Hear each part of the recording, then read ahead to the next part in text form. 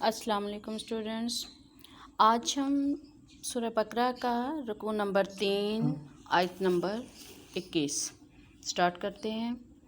اعوذ باللہ من الشیطان الرجیم، بسم اللہ الرحمن الرحیم۔ یا ایھا الناس، اے لوگو، عبدو، عبادت کرو، ربکم، اپنے رب کی، الذی، جس نے، خلقہ، پیدا کیا، کم، تمہیں، والذین، اور ان لوگوں کو جو، من سے، قبلی، پہلے، قبل، کم، تم سے، لعلکم، تاکہ تم، شاید کہ تم، تتقون، پرہیزگار بن جاؤ۔ یا ایھا الناس اعبدوا ربکم الذی خلقکم والذین من قبلکم لعلکم تتقون۔ اے لوگو، اپنے اس رب کی، اپنے اس پروردگار کی عبادت کرو جس نے تمہیں پیدا کیا اور وہ ان لوگوں کو جو تم سے پہلے تھے، تاکہ تم پرہیزگار بن جاؤ۔ آج اسٹوڈنٹس ہم اس کی تشریح میں ان لوگوں کے بارے میں جو کہ 3 گروہ پہلے سے مدینہ کے اندر بن چکے تھے، ان لوگوں کو جو اللہ تعالیٰ نے اس آیت میں خطاب کیا ہے ان کے بارے میں پڑھیں گے۔ اور یہ جو خطاب ہے یہ اب کسی ایک خاص گروہ کے لیے نہیں ہے، بلکہ یہ پوری انسانیت سے ہے۔ یا ایھا الناس، اے لوگو، یعنی کہ جتنے بھی انسان ہیں، جو بھی گروہ ہیں، جو بھی اس کے اندر فرقے ہیں، سب کے سب اس کے اندر آ جاتے ہیں۔ تو ہم لوگ پہلے بھی پڑھ چکے ہیں کہ اس وقت چونکہ لوگوں کے 3 قسم کے مدینہ میں گروہ بن چکے تھے، ایک متقین، منافقین اور مشرکین۔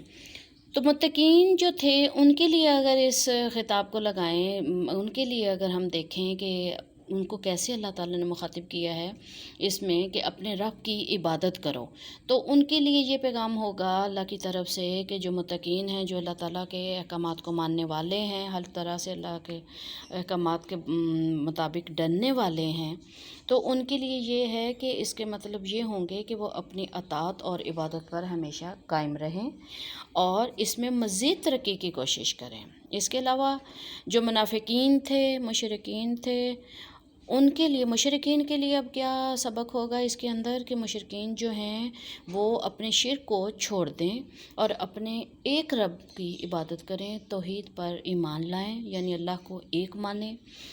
اور منافقین کے لیے کیا سبق ہوگا کہ وہ اپنے نفاق کو چھوڑ دیں۔ وہ لوگ جن کے دلوں میں اسلام تھا لیکن وہ عملی طور پر اسلام پر عمل نہیں کرتے تھے، تو وہ لوگ بھی اپنے ایسے رویوں کو چھوڑ دیں۔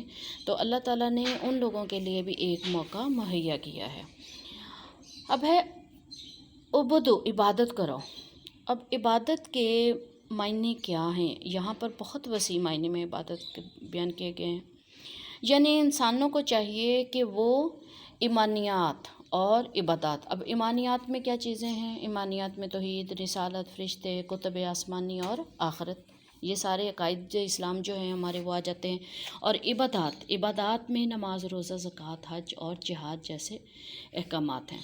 تو اب اس میں دونوں پہ ایمان لانا جو ہے وہ اللہ تعالیٰ کی عبادت میں شامل کیا گیا ہے، یعنی کہ اللہ کے حکم کے مطابق اپنے دن رات گزاریں اور حضور صلی اللہ علیہ وآلہ وسلم کے طریقے کے مطابق اپنی زندگی کو گزاریں، تو تب اللہ کی عبادت کا حق جو ہے وہ پورا ہوتا ہے۔ اب اس میں اگلا جو ہے ربکم، رب کے معنی کیا ہیں؟ رب کی حیثیت کیا ہے؟ لفظ رب کے جو معنی ہیں وہ پروردگار کے ہیں، اور جس کا معنی ہے پرورش کرنے والا۔ اللہ تعالیٰ کی ذات مبارکہ جو ہے، اللہ نے سب کو پیدا بھی کیا، اس کی پرورش، پوری دنیا کے انسان جو ہیں اس کی پرورش کا ذمہ بھی اللہ نے اپنے ذمہ لیا۔ تمام عالمین کے لوگوں کی دیکھ بھال اور نگہداشت جو کر رہا ہے وہ رب ہی ہے، جس کے حکم کے بغیر ایک پتا بھی نہیں ہل سکتا۔ کائنات کا تمام نظام جو ہے وہ اسی کے حکم کے تابع ہے۔ ربکم الذی، رب تمہارا وہی ہے جس نے خلقکم، تم کو پیدا کیا۔ خلقہ، اب اس کے اندر تخلیق انسانی کے بارے میں جو اللہ تعالیٰ نے بیان کیا ہے کہ تمہیں بھی پیدا کیا اور تم سے پہلے لوگوں کو بھی پیدا کیا۔ تخلیق انسانی کیا ہے؟ یہ اللہ تعالیٰ کے سوا کسی کی بھی جرت نہیں کہ وہ ایک مکھی کا پر تک بنا لے۔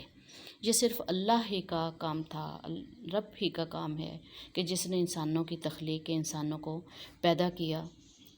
اللہ تعالیٰ نے قرآن پاک میں بھی یہ ایک جگہ ارشاد، دوسری جگہ فرمایا ہے کہ وما خلقت الجن والانس، کہ میں نے جنوں اور انسانوں کو صرف اپنی عبادت کے لیے پیدا کیا۔ یعنی تخلیق انسانی کا جو مقصد تھا اصل میں وہ یہی تھا کہ انسان اور جن اور جتنی بھی مخلوقات ہیں وہ سب کی سب اللہ تعالیٰ کی عبادت کریں اور اس کے احکامات کو مانیں۔ اس میں اب اللہ تعالیٰ اس آیت کے مطابق یہ ہمیں ثابت ہو رہا ہے کہ حضور صلی اللہ علیہ وآلہ وسلم کی جو امت ہے وہ آخری امت ہے، کیونکہ اس میں حضور صلی اللہ علیہ وسلم کی امت سے قبل کی امتوں کا ذکر ہے۔ یہ کہیں نہیں فرمایا کہ حضور صلی اللہ علیہ وسلم کی امتوں کے بعد، یعنی تمہارے بعد بھی کوئی امت ہوگی، بلکہ اس امت کو آخری امت قرار دیا گیا۔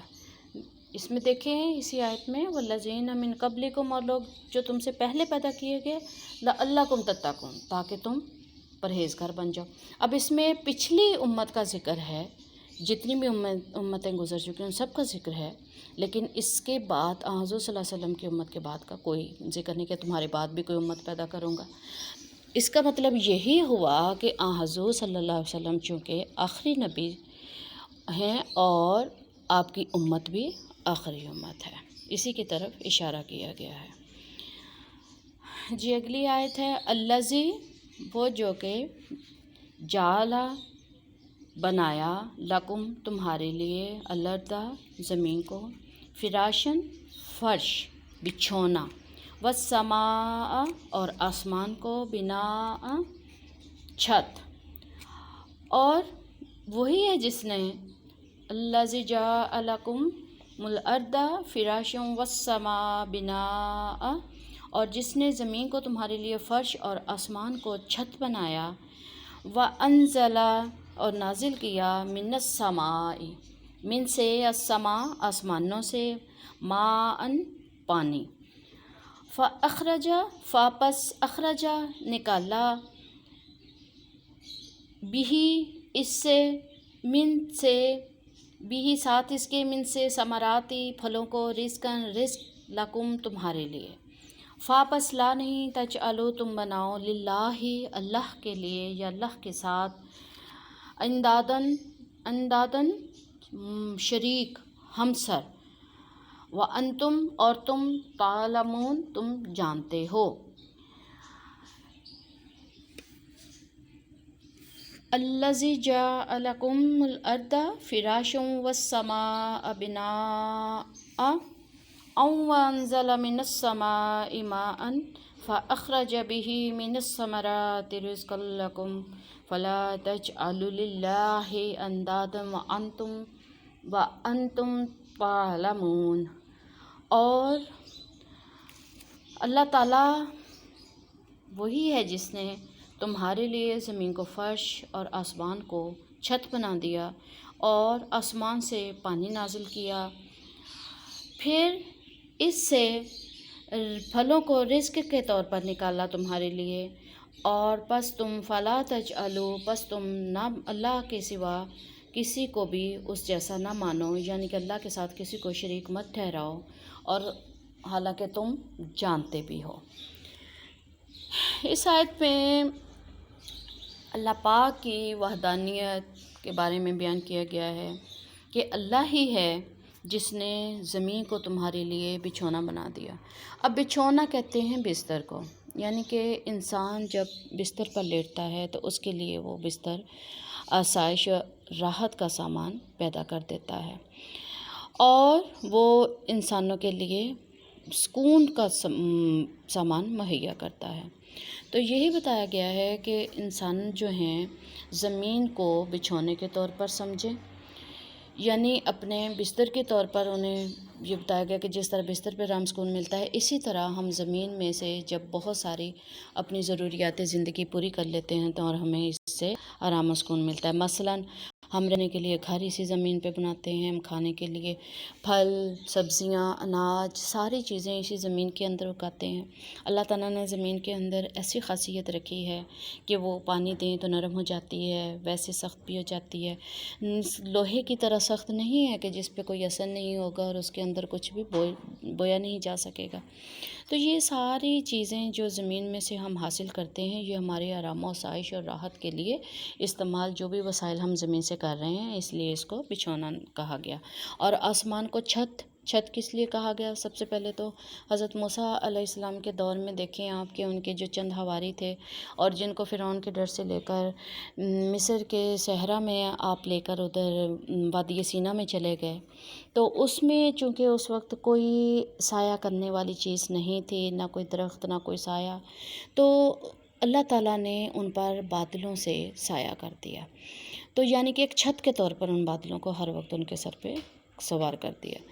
تو اسی لیے بادلوں کو آسمان کو چھت کہا جاتا ہے۔ آسمان جو ہے وہ ہمارے لیے چھت کا کام دیتا ہے، اور اس کو مختلف چاند سورج ستارے ان چیزوں سے راستہ پہ راستہ اللہ تعالیٰ نے کر دیا۔ رات کے ٹائم وہ چمکتے ہیں، آسمان کی خوبصورتی میں اضافہ کرتے ہیں، دن کے ٹائم ہمیں یہی چاند اور جو سورج ہے وہ ہمیں دن کے ٹائم روشنی مہیا کرتا ہے۔ تو یہ اللہ تعالیٰ نے آج انسان کے لیے بہت ساری سہولتیں ہیں جو کہ بنا دی ہیں۔ اس کے بعد اگلا ذکر آ رہا ہے آسمان سے پانی برسانا، یعنی کہ بارش کا برسنا، میگھ کا برسنا۔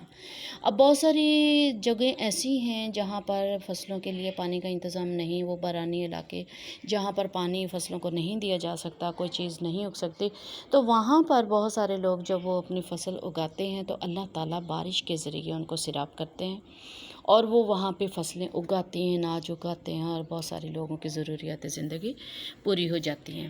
تو یہ اللہ تعالیٰ کا بہت بڑا کرم ہے جو پانی کا برسانا ہے، اور اللہ تعالیٰ نے بارش کا ایک باقاعدہ جامع طریقہ اختیار کیا ہوا ہے۔ جس طرح سورج کی وجہ سے سمندر کے پانی کا بھاپ بننا، پھر بادلوں کی شکل اختیار کر لینا، پھر پہاڑوں سے ہواؤں کا ٹکرانا، اور یہ سب اللہ کے کمالات ہیں جس کو دیکھ کر انسان جو ہے وہ حیران پریشان اور اس کی عقل دنگ رہ جاتی ہے۔ اب اللہ تعالیٰ نے انسانوں کو اور کیا اپنا انعام بتایا ہے کہ میں نے اور کیا تم لوگوں پہ انعامات کیے ہیں کہ زمین سے رزق اور پھل بھی پیدا کر دیے جو کہ تمہارے رزق کے طور پہ استعمال ہوتے ہیں، پھل ہیں، اناج ہیں، مختلف قسم کی سبزیاں ہیں، یہ سب کچھ اللہ تعالیٰ نے تمہارے لیے پیدا کر دی ہے جس کو انسان مزے لے کے کھاتا ہے، لیکن اس کے باوجود اللہ تعالیٰ کا شکر ادا نہیں کرتا۔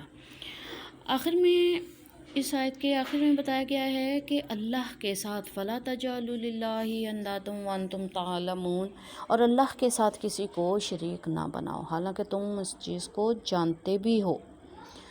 تو شرک کیا؟ شرک کے مطلب ہے سانجے داری، حصہ داری، یعنی کہ جو خصوصیات اللہ تعالیٰ میں پائی جاتی ہیں وہ کسی اور انسان میں یہ خصوصیات سمجھنا کہ اس کے اندر بھی ایسی ہی خصوصیات ہیں، تو یہ شرک کہلاتا ہے۔ شرک کو اللہ تعالیٰ نے انتہائی بڑا ظلم قرار دیا ہے۔ ان شرک لظلم عظیم ایک جگہ قرآن پاک میں بیان کیا گیا ہے۔ شرک کے علاوہ ہر گناہ کبیرہ بخش دیا جائے گا، معاف کر دیا جائے گا، لیکن سوائے شرک کے، کہ شرک اتنا بڑا ظلم ہے، اتنا بڑا گناہ کبیرہ ہے، یعنی ایک گناہ بھی دو قسم کرتے ہیں، ایک صغیرہ ایک کبیرہ، اور یہ بڑے گناہوں میں شمار ہوتا ہے کہ جو بالکل بھی اللہ تعالیٰ آخر تک قیامت کے بعد بھی انسانوں کے لیے کبھی بھی وہ معاف نہیں کریں گے۔ تو اس لیے انسانوں کو منع کیا گیا ہے کہ اللہ کے ساتھ کسی کو شریک مت ٹھہراؤ۔ جی ہماری جو کلاس ہے، لیکچر کا ٹائم جو ہے وہ ختم ہو چکا ہے، تو انشاءاللہ تعالی کل اگلا ہم پڑھیں گے، اپنی اگلی آیات شروع کریں گے۔ تو اللہ حافظ۔